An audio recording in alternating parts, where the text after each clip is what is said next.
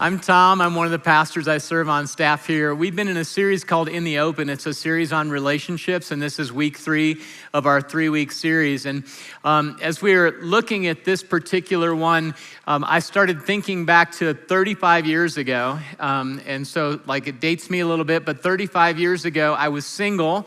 I'd not yet met my wife, and I was attending a church where I had just become a Christian. They offered a class that was a marriage class, and it was just for men. And so it was like a marriage class just for men, and I signed up for it. I thought, this would probably be smart for me to learn some stuff now instead of learning it in year 9 or 10, right? It's not the greatest time to learn that in year 9 or 10. So I was signed up for the class, and I don't really remember a lot of the content from the class, but I do distinctly remember one thing. And as we were talking about this series and this weekend, that came back to me crystal clear. The person that was teaching the class said, towards the end of the class, they said, I can summarize all of the stuff that we've covered by just basically putting it into 2 Bible verses. If you can do these 2 Bible verses and do them well, then you're gonna have a great marriage. And I'm like, okay, now we're to the gold. This is the good stuff. This is the stuff I wanna write down. So he pulls the Bible out and he goes to Philippians chapter 2, and I'm gonna read the verses for you this morning. He says, do nothing from selfish ambition or conceit, but in humility count others more significant than yourselves. Let each of you look not only to his own interests, but also to the interests of others. So he reads that and says, just do those 2 verses. Yeah, I can do that. I do so much stuff out of selfishness and conceit. I always think of myself before other people. I'm looking at that going, these 2 verses are impossible, which is basically the point, right? To basically do this perfectly is impossible. So when we started talking about week 3 in the series, and we said we want to focus in on the marriage relationship and talk through that in week 3, we thought it'd be a great idea to invite Tom and Debbie Torkelson up here on stage. They run our Ignite Marriage Ministry, and about a month ago, they had a half-day conference on marriage, and in that conference, they covered 3 things. And if you're following along in your app, these are your first 3 blanks for you to fill out. They covered, first of all, the ideal. The ideal marriage is before you're married. That's all in your head of what it's gonna be. And then the second part was the ordeal. That's marriage, okay? That's just what marriage is right there. And then the third part was the new deal. And so it was what does God wanna do to make your marriage new? And so we thought it'd be a great idea this morning to have them come and share a little bit of their story and really learn from that story, and then let God really speak into our hearts. So I want to welcome them on stage. Would you guys please give a nice Mountain Springs welcome to Tom and Debbie Torkelson. So week 1 of the series, we talked about when you run. And so I want to start just by asking you a question, Tom. Describe the day that you ran. Describe the day you ran. Thank you, and I will get there. Before I start, though, I want to say first thank you for allowing us the opportunity to share some of our story. It's just that, it's our story. And so on one level, it's super unique and just ours, but on another level, it's got applicability to a lot of people in the room. And you'll see some similarities with yours, I'm sure, if you have a posture to receive. It was an honor to be asked to participate in all this a few weeks ago when they asked, but I also didn't know that it comes with an MSC official speaking shirt as part of the deal. So now that my wardrobe is complete, maybe, we'll get to talk more or something like that. But the series that we've been talking about started with the day we run, and then last week Daniel talked about how we fight, and then I put in parentheses how we fight well. And then today is supposed to be we stay to win. And so as we go through our story, right up front, I play the villain. I'm the villain. Jesus is the hero, and my wife Debbie is the heroine. And so we're going to talk about the day I ran, which is really what not to do. Debbie's going to talk a little bit about how she fought well. And so we get to that point, probably take notes, because that'll save us a lot of time and get your marriages or your other relationships on the right path. But if you endure and you put Jesus at the center and both of you are growing in slow and incremental ways, you win. And so that's where we're going.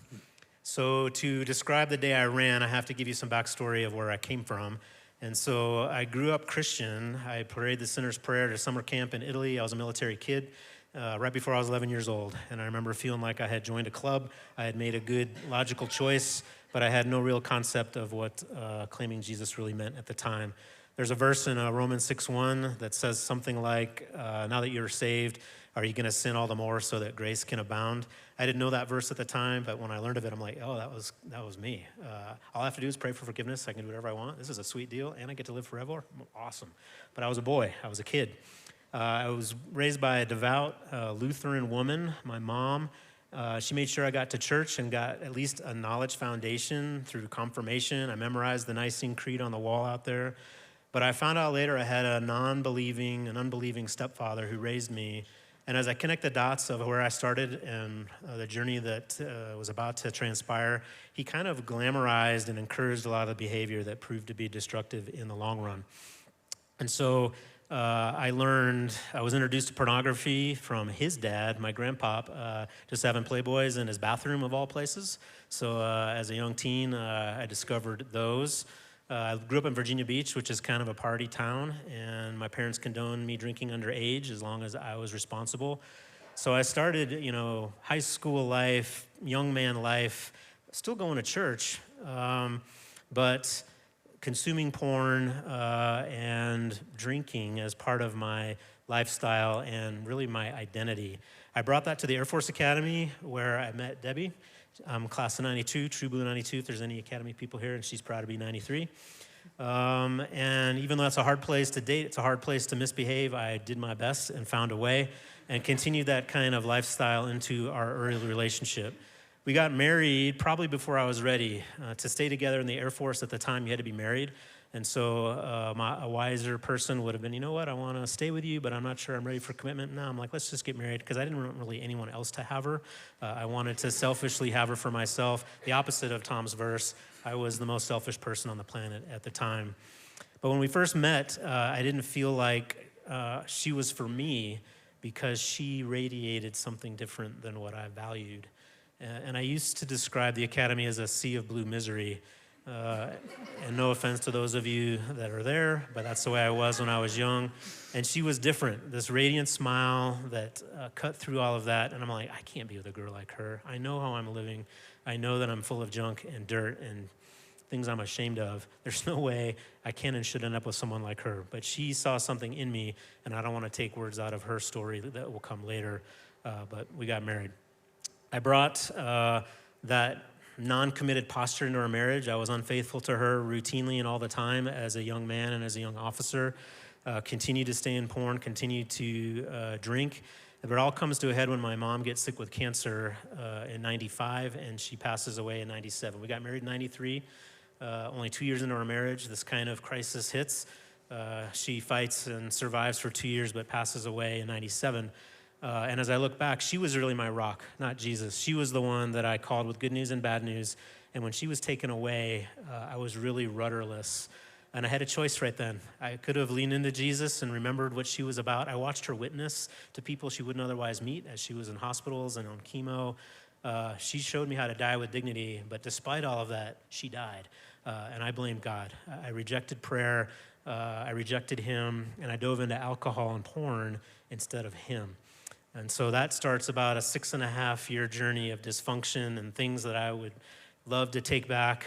There is regret, there is shame, there is remorse, but it's in the distant past. And I forgot to say up front, there's a really good chance tears will be shed today. If you know me personally, and a lot of you do, it's almost a sure thing. But Debbie is fresh from a trip to Maine where her father just had heart surgery, and she's in a tired and more vulnerable state than normal, so she might as well, even though that's not common. Anyway, where was I in the story? My mother and going off the rails, because I'm about to probably get emotional. A lot of stories like ours, I've heard them, and usually they'll say something like, and I hit rock bottom, and I found Jesus, and I found my way out. I had about 12 rock bottoms. Any one of them could have and should have been a catalyst to help me find my way, but none of them stuck, none of them lasted. But the one that did, for whatever reason, and Jesus gets the glory, was in Las Vegas of all places, and I found myself in a situation that I felt I couldn't get out of. I've probably felt Holy Spirit prompting. I felt like I was surrounded by evil, and he was telling me to run. And so I literally ran away from this pit of evil and managed to get back to where I was staying, woke up remorseful and ashamed, and I went to church. For whatever reason, this was the day I decided to give Jesus another chance. I went to a church not my own. I sat on the back pew, hungover, and not knowing why I was there. The preacher came up to preach, and she said, I had a sermon prepared, but I was up all night with Jesus telling me, Chuck the sermon. I want you to tell the room about your struggles with alcohol because there's somebody that needs to hear it. There it is. And it was such an amazing moment because I felt like God heard me, saw me, and it's the first time I had a little seed of hope that I could get out. And I'd had Christian voices in my life like, leave it at the cross, you got to give it to Jesus. And I heard these things and I knew these things, but I didn't know what that meant. And it really meant you've got to depend on me. And this is your first, or I guess your next fill-in as I cry through it. Dependence brings strength. And I realized through her testimony that I needed to depend on him. I couldn't do it on my own. I couldn't do it with rules and willpower. Those are paths to failure, and I had proven that over the last 6 years. I called Debbie, told her about it. She cried on the phone, said, I've been waiting for this day. And I didn't know at the time, but that 10 January 2004 was my last night with alcohol, but I didn't know that then. It was a very small, incremental journey with hope that was laid in that sermon. Dependence brings strength. So you started your journey of dependence and started seeing God bring you more strength, but there's like another part of this story.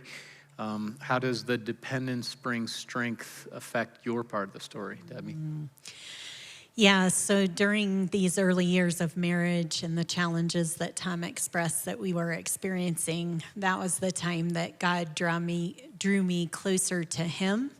Rather than speaking with other people, sharing with other people, I felt like there was nobody that was a human person here on earth that I could share those things with, but God showed me I could share it all with him and cry to him when I was hurt. I could talk to him, and he showed me through that dependence on him brings strength. It was a daily John 15 abiding in him that brought this supernatural strength to get through that time when I was hurt, and I felt like people weren't seeing me, didn't know what was going on. He brought me that strength. So Tom alluded to there was more than one rock bottom, that he had 12 of them. I would imagine you probably thought you saw more, but this phone call comes, and he's telling you, from now on, I'm going to be different, kind of thing. What's it like to be on the receiving end of that, and what was going through your mind in that time? So it was hard to hear the phone call and again feel hopeful that maybe this is the time things are going to change. So that started us in our what I call the cautiously optimistic phase, where leaning into God and him just telling me to trust him. There was never a point at which he told me to leave. I never felt physically unsafe for myself or for my kids during this time, but he was having me depend on him. And when Tom called, it was a daily God giving me the strength to actually offer up trust before I even knew or felt like I could give it myself. That was him supernaturally working through me to say, okay, today's gonna be a good day. Today's gonna be another good day. And even in forgiveness. And at this point, I would say too, that forgiveness is a point in time as well as a process that you choose to forgive, and God enables you, gives you that supernatural strength to forgive when you don't feel like you can do it yourself. But it's also a process. It wasn't like all of a sudden I just forgot all of the hurt and forgot the times before, but yet he was carrying me through all of that during that time. And it wasn't just the two of you, like you weren't alone. You mentioned like kids at that point. So you guys had started having a family. You got 4 kids now. In the middle of that journey, what's it like being a mom and trying to raise kids but protect them from this situation? And how did you handle that? So again, I think that God provided protection during that time. As I said before, I never felt unsafe myself or for our kids, but yet I still was investing in community with women's Bible studies and going to church, not sharing about what is going on at home, but yet still growing in him. He's still using that time to grow my relationship and my dependence on him to be able to protect the kids and get through this time. Yeah.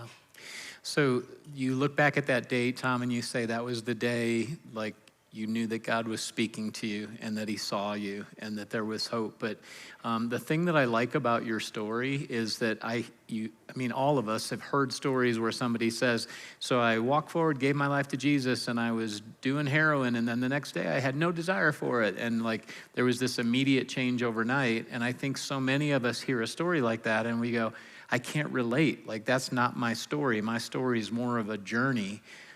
So you started a journey of really submitting regularly to God.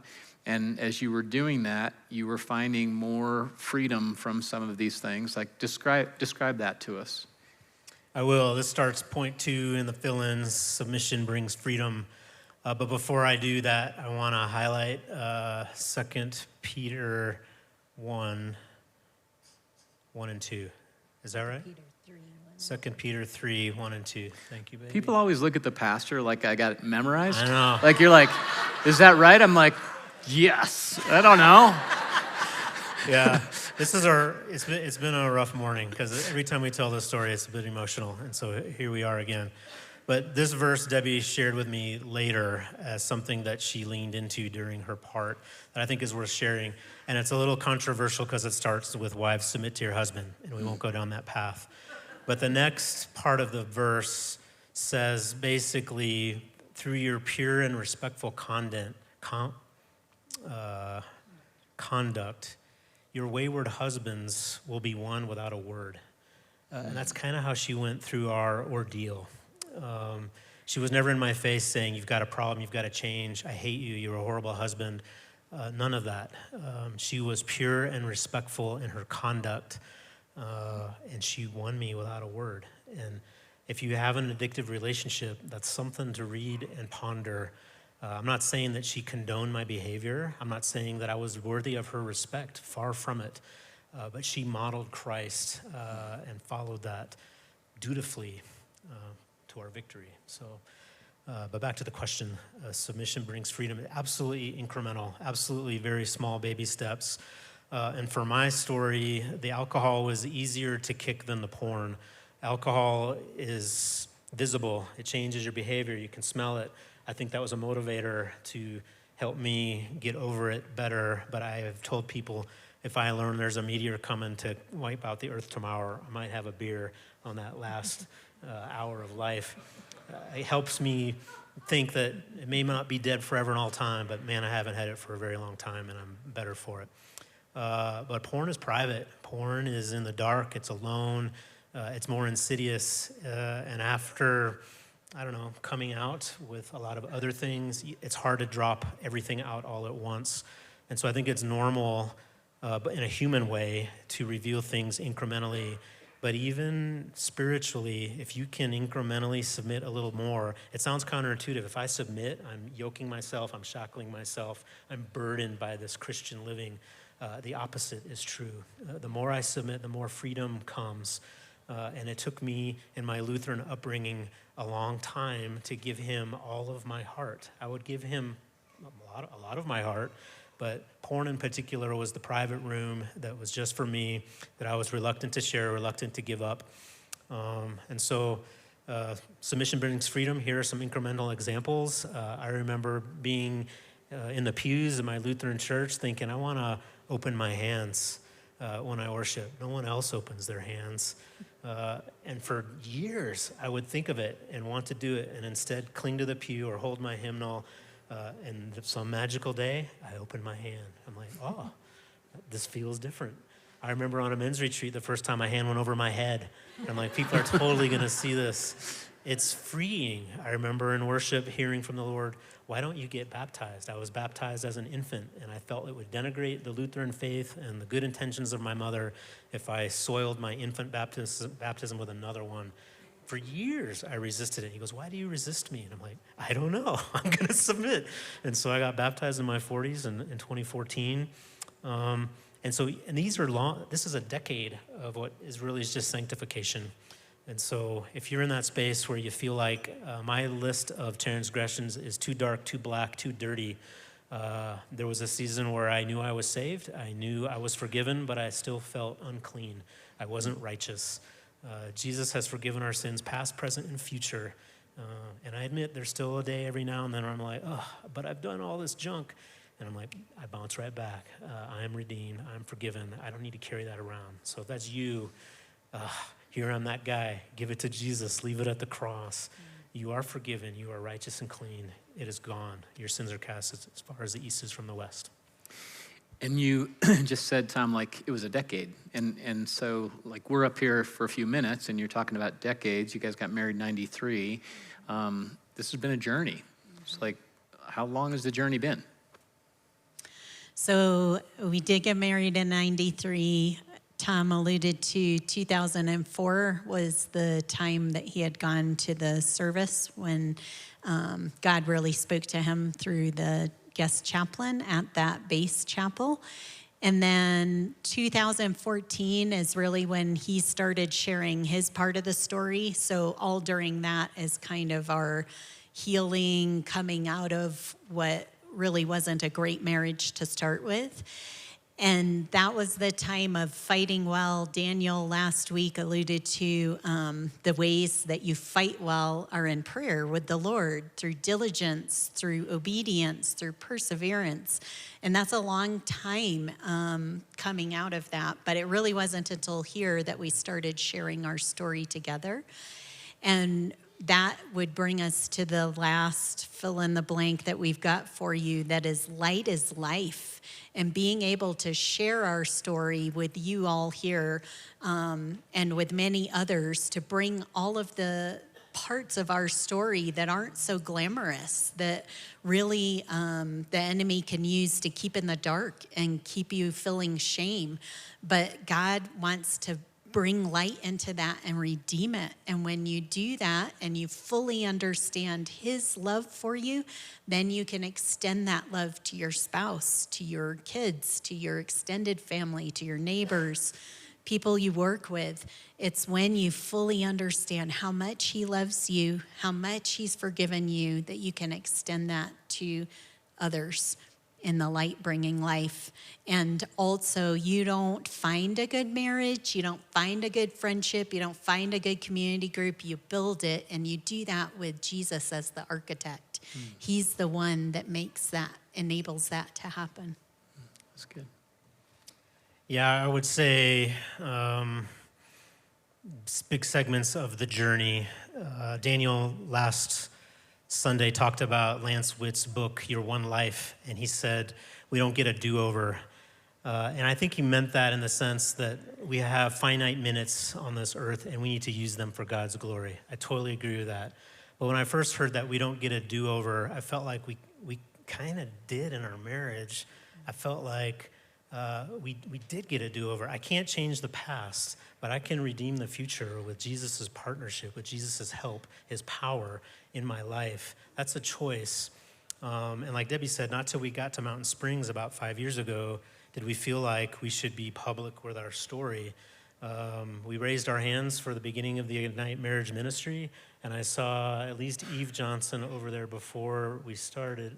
There they are. And Rex and Eve Johnson are really who I give credit to training many couples who raised their hand during that season to give us confidence and encouragement just to step out. We don't have it all squared away. We don't have sage pearls of wisdom that are going to heal your marriage tomorrow, but we're willing to walk alongside you. And if you're at that season, like I said, 10 years of sanctification, 10 years of healing and growth before I felt like I could come public, a few more years for Debbie to share her side of it. It's a season. But Revelation says we win by the blood of the Lamb and the words of our testimony. There comes a point where I think you should share. And if you're feeling like it's time, we would love to meet with you after the service and see if Ignite is something that you can step into and help watch other lives be transformed by this powerful hero we call Jesus. Well, I'm sure in a room this size, there's got to be some people, individuals, or couples that are sitting there thinking, I'm done. Like, I'm just done. I love your story, but I don't have anything left in me to fight. Would you have any, like, final words that you'd want to share, Debbie, and then Tom, to people like that? We know that anything is possible with Jesus. He is the one that really enabled this miracle of our marriage and where we are now and the redemption that happened. We know with him bringing strength and life and freedom that anything is possible. Don't give up hope. And if you feel like you're giving up hope, come shed it into the light for somebody else to be able to walk alongside and say, we've got hope for you, to be able to pray into that. Yeah, I would try to speak to the person who has all of the long list of junk and transgressions. I gave you the PG version today. There's an R version and an X-rated version. And if we compared transgressions, there's some of you thinking, it can't be as bad as me. I doubt it. I'm pretty sure if we want to compare, that's not a godly and biblical thing to do anyway, but I probably got you beat. And I would just say, take a very small step. My very small step was going to church that day, and you all have already done that by the nature of being here. But I know there's people that are struggling with porn, that are struggling with something, maybe many things.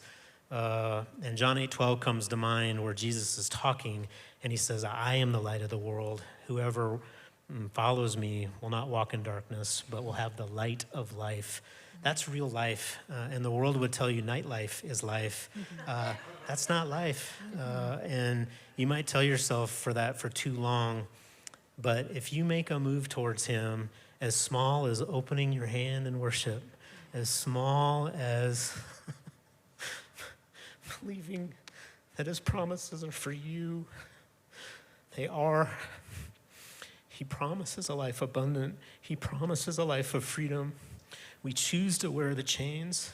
We give the enemy power with disbelief. Just believe and take a step, and you will win. Amen. It's a promise.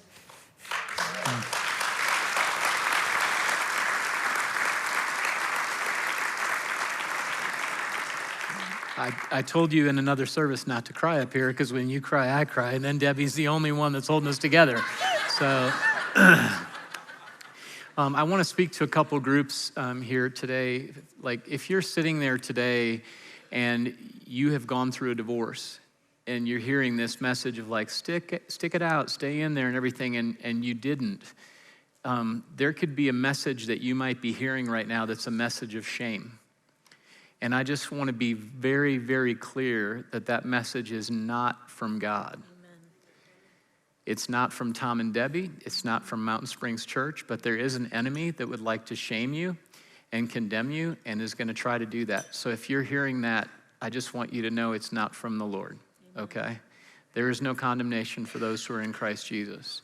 And I'm so thankful for these guys. I got to meet them 5 years ago when I joined staff in 2018, so I got to meet the more redeemed version of them and just love them so much. Could you just thank them for being so willing to share their story?